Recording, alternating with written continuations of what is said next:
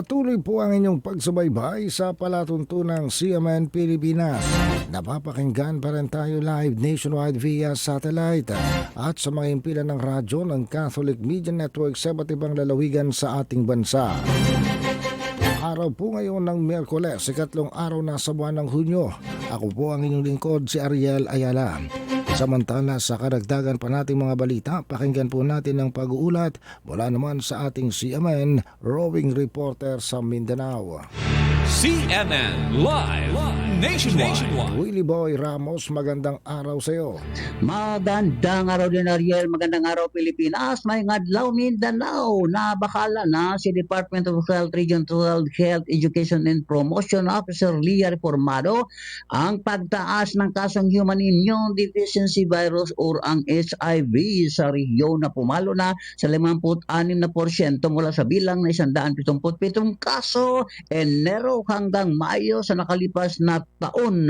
Naging 277 na ang natalang kaso sa kaparihong buwan taon 2026. Ang ikinabahala pa ni Reformado ay kinapitan ng edad 15 anyos pababa. Maraming naitala ang DOH-12 na mga lalaki edad 25 hanggang 34 na taong gulang. Nanawagan si Reformado sa publiko na maging responsable at gumamit ng proteksyon at pananggalangan laban sa transmission or ang pagkahawa ng HIV.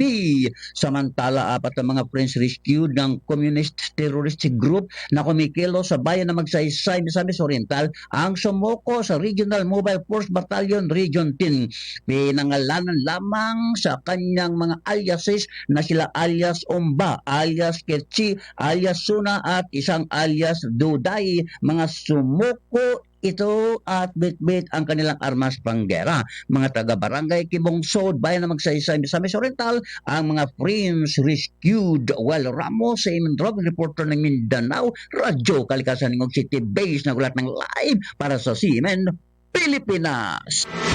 CNN Live Nationwide. Maraming salamat, Willie Boy Ramos, ang ating CMN roving reporter sa Mindanao. Sa karagdagan pa